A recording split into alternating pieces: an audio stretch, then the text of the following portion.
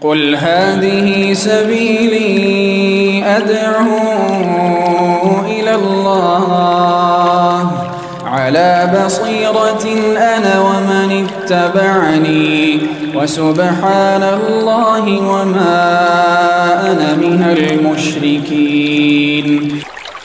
بسم الله الرحمن الرحيم. السلام عليكم ورحمة الله وبركاته.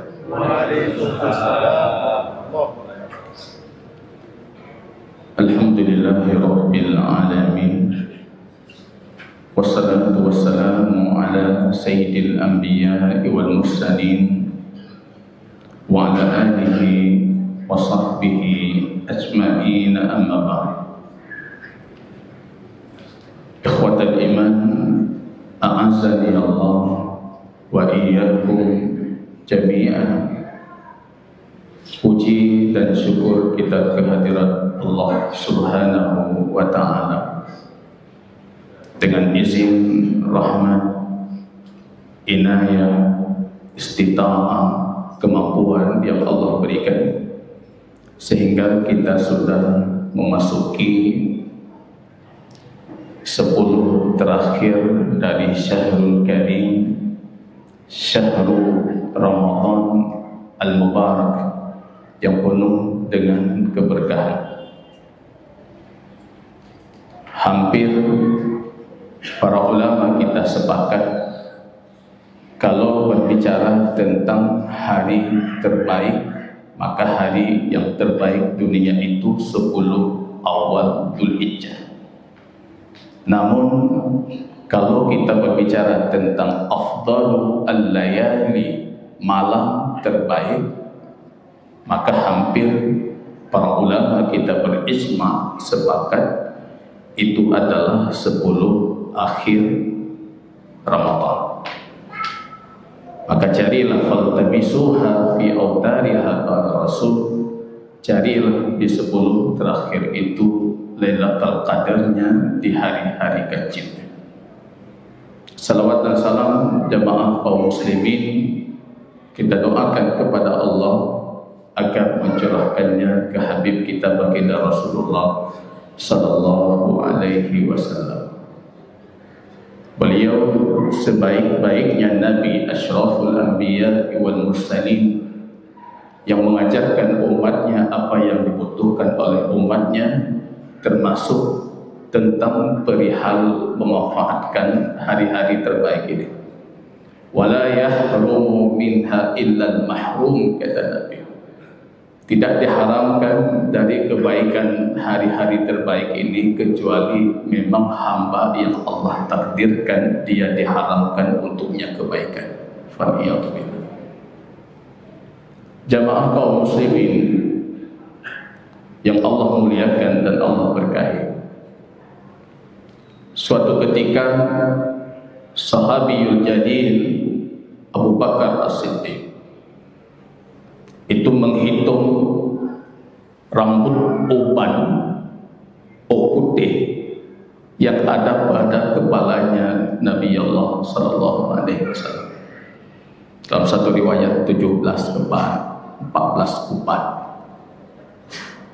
17 pun tak kaya. Tanya baik tak kentuk jenggot-jenggot ke putih. 17 pun hendak lebih. Abu Bakar melihat itu sedih di wajahnya Abu Bakar. Kamu tahu Rasulullah, katuhan Nabi lu. Abu Bakar bertanya, araka syibta ya Rasulullah. Aku melihat engkau sudah berubah. Yaitu pertanyaan tidak butuh jawaban sebenarnya, lebih menunjukkan rasa belas kasihan. Jadi baiknya pegah balu ngentat ngan si fulan, saya bersahabat dengan dia kalau dia belum tahu berapa jumlah uban di kepala kita. Lu ngentat Ustaz Muhajir padung on kok putih tu leh. Nanti tanya, araka syibta ya Rasulullah. Aku melihat engkau beruban. Ditanya Mbak Ngandron, kijit putih ku iron. Araka syibta, aku melihat engkau beruban. Kijit putih, kenapa engkau bisa beruban? Apa kata Nabi? Syayyabatni Hudun wa akhwatuha. Aku beruban ini, kata Nabi, gara-gara Quran surat Hud. Tanya mak ngantanya kijit putih ku iron. Pinjol golong belah. Kijit putih ku. Gara-gara ada, gara-gara dunia, gara-gara uang, gara-gara harta, gara-gara jabatan, gara-gara kedudukan. Araka syibta ya Rasulullah. Yang membuat aku putih rambut ini Quran surat Hud. Rupanya satu ayat yang paling berat turun kepada baginda Nabi. Quran surat Hud 112. Itu paling berat. Ayat itu ketika turun menggigil Nabi Allah. Keluar keringat Rasulullah. Itu lebih dingin keringatnya. Tertunduk Nabi tidak mampu bangkit dalam hadis Imam Muslim sebagaimana diriwayatkan oleh Ibnu Abbas. Paling berat ayat itu. Apa ayatnya? Fastaqim kama umirta wa man taba ma'ak wa la tadghaw. Wahai Muhammad, kamu harus istiqamah. Harus istiqamah. Anjir, awal Ramadan semangat luar biasa. Penghujung Ramadan sudah loyo. Kalau wahai Muhammad, istaqim, kamu istiqamah. Kama umirta, sebagaimana kamu disuruh. Itu yang beratnya di situ, Pak. Sebagaimana kamu disuruh. Menyat istiqamah gala-gala atau semangat. Kita tambah baju, kita ubah sedikit, mudah sekali istiqamah. Tapi ketika turun ayat istiqamah kamu wahai Muhammad, sebagai mana kamu diperintahkan, kama umirta wala tadghaw, jangan melampaui batas. Itu ayat paling berat membuat Rasul beruban istiqamah. Dan kita sadar juga itu, rupanya itu yang berat itulah. Yang berat di istiqamahnya, konsisten dalam ketaatan, menjaga apa yang sudah pernah kita lakukan, menambah untuk apa yang belum kita lakukan, itu yang berat. Banyak yang sudah berguguran, tapi Masya Allah di masjid kita ini salat zuhur masih ramai. Itu patut kita bersyukur. Alhamdulillah. Alhamdulillah. Konsisten. Para ulama mengatakan, apa yang membuat orang itu bisa konsisten dalam ketaatan? Tidak ada jawaban lain atau solusi lain kecuali orang itu percaya dia dengan janji Rabbnya Allah.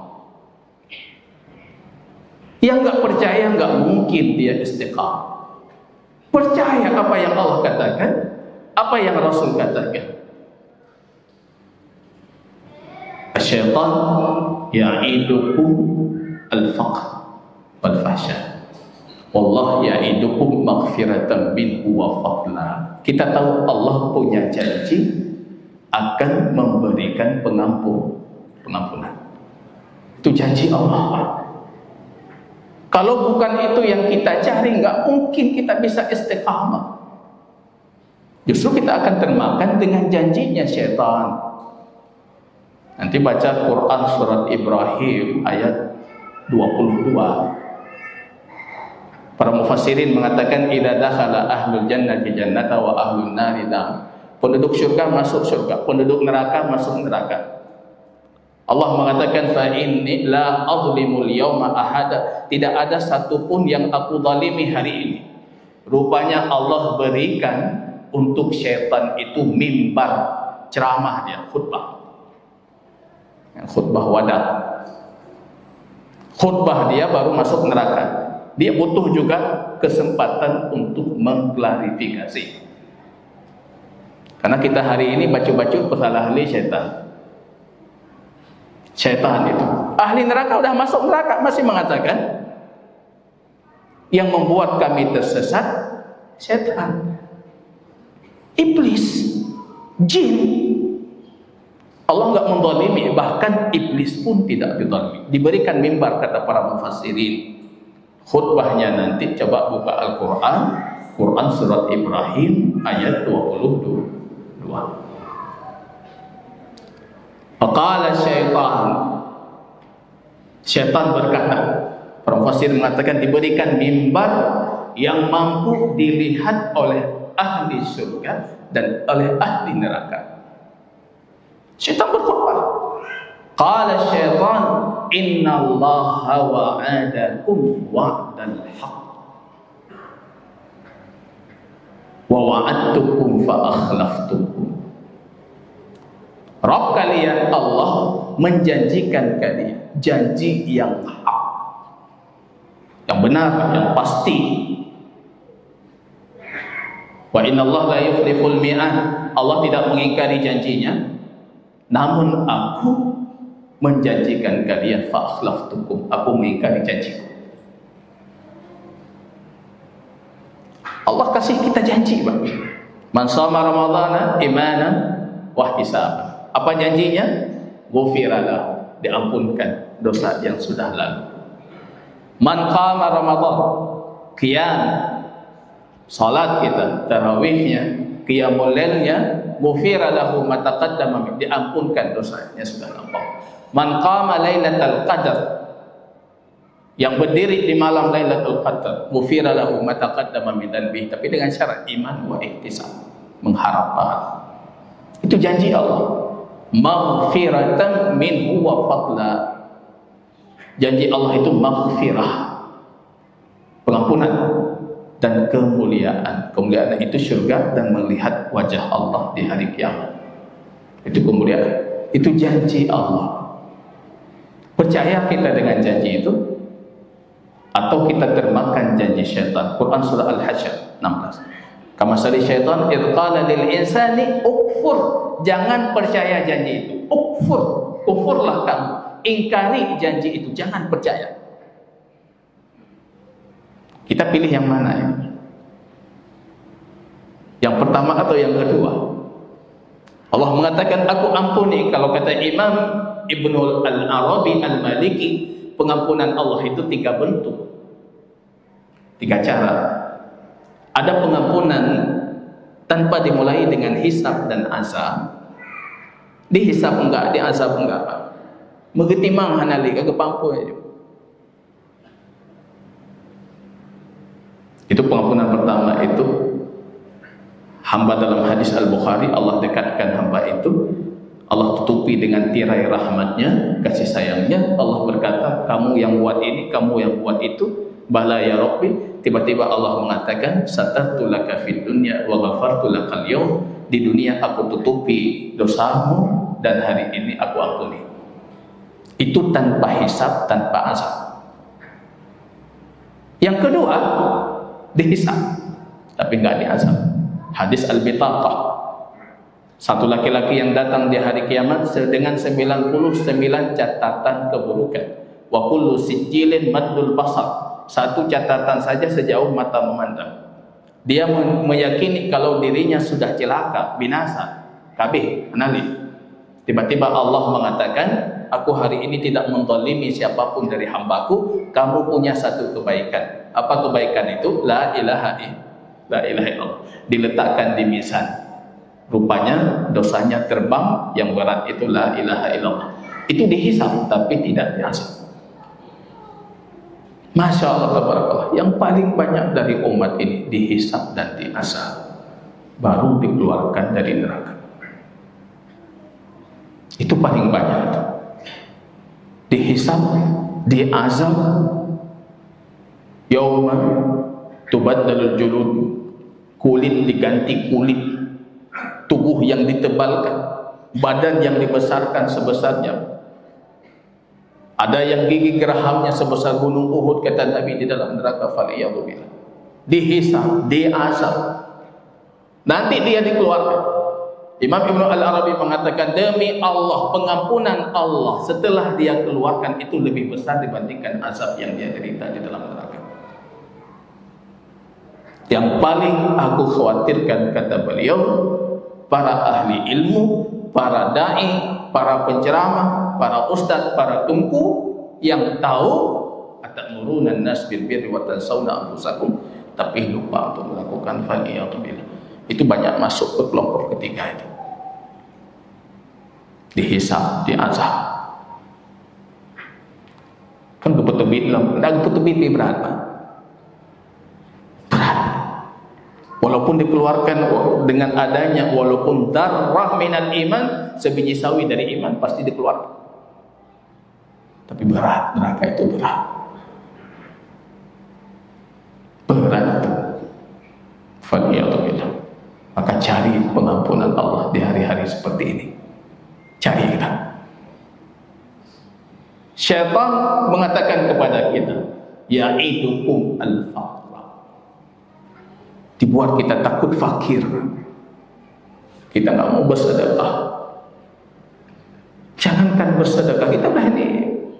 Kalau kita lihat dari sisi kondisi sosial, kita seperti kembali ke masa jahiliyah di saat Islam ini lahir.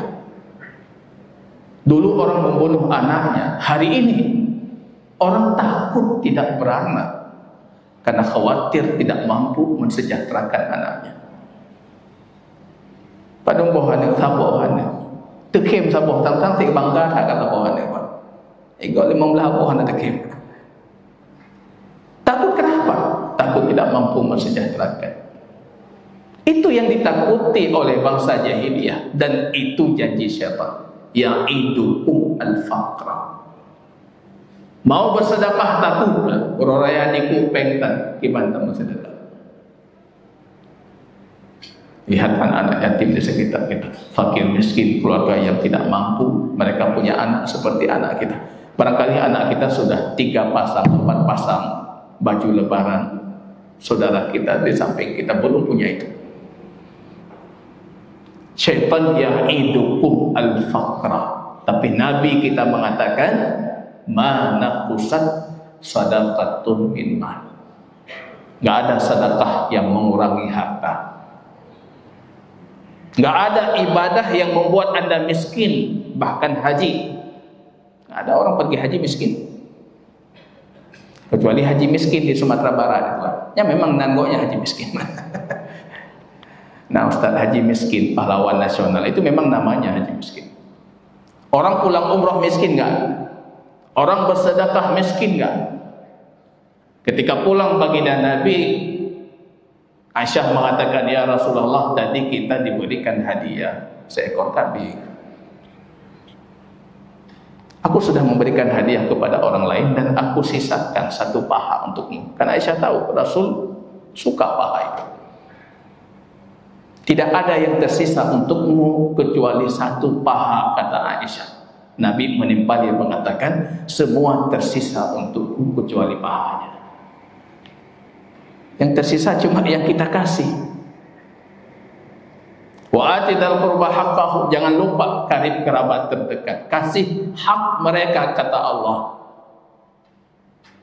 Karena kalau kita gemar berinfak untuk yang lain, karib kerabat kita lupa. Karena ada masalah-masalah intrik pribadi. Padahal mereka yang harus pertama kali kita perhatikan. Pak, saudara lung yang ngasih. Mana saudara saya yang kurang mampu?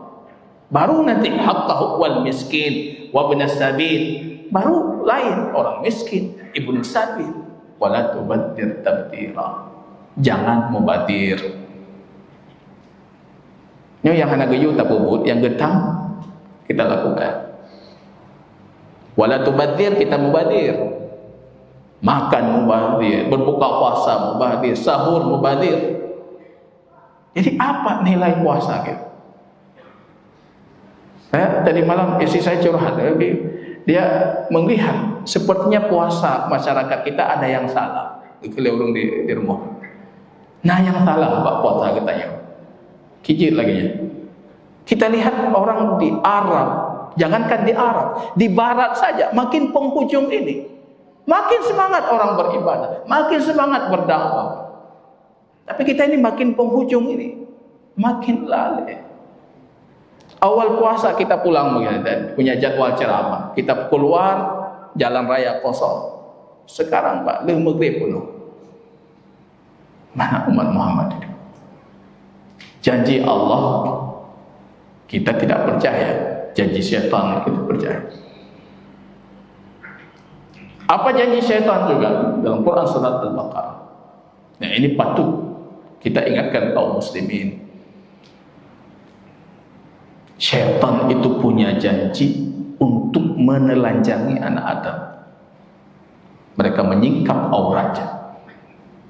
Jangan tutup aurat. Ini kami melihat pemandangan ini sudah seperti lumrah di Aceh, khususnya di Banda Aceh. Apalagi kita yang di Darussalam. Seperti sudah lumrah, Pak. Ibu-ibu pergi cari bukaan dalam kondisi tanpa hijab. 5 tahun yang lalu mungkin itu pemandangan asing. Ada jamaah yang mengatakan mungkin non-muslim, Ustaz nonis. Bandung kalian bahasa Aceh Bapak. Nabi mencalu apa? Hai pun non-muslim mencalu lagi. Orang Aceh Pak, udah mulai di jalan-jalan menyingkap orang. Itu yang pertama kali Allah hukum Adam dengan Hawa ketika memakan buah yang diharamkan, bajunya disingkap, lepaskan baju itu, telanjang. Tertawa syaitan dalam riwayat liyuriyakuma sawatahuma, supaya nampak aurah kalian, supaya nampak aurah. Kita nggak peduli dengan kondisi umat Muhammad. Umat ini akan ditenggelamkan bukan karena kurangnya orang saleh, tapi tidak adanya orang muslih yang mau memperbaiki orang lain. Semua saleh tidak mungkin selamat dari bencana Allah kecuali yang saleh itu muslih, mau memperbaiki, mau mengingatkan, mau memberikan wasiat untuk kaum muslimin. Ini jamaah kaum muslimin rahimani wa rahimakumullah. Mari sama-sama kita berdoa kepada Allah untuk memberikan kita istiqamah dan mampu melalui hari-hari terbaik ini. Begitu sejatinya seorang muslim, al-muslim ad-daki, muslim yang cerdas, kata Imam Ibnul Qayyim al-Jauziyah, dia tahu mana pahala terbaik dari yang terbaik, mana pahala terbesar dari yang besar. Dia tahu memanfaatkan waktu-waktu fadilah, waktu-waktu yang sudah Allah khususkan dengan dilipat gandakan kebaikan, dilipat gandakan pengampunan, sehingga kita berjumpa dengan Rabb kita Allah Tabaraka wa Ta'ala tanpa dosa, tanpa hisab, tanpa asab. Amin ya rabbal alamin. Subhanakallahumma bihamdika asyhadu an la ilaha illa anta astaghfiruka wa atubu ilaik. Assalamualaikum warahmatullahi wabarakatuh. Waalaikumsalam.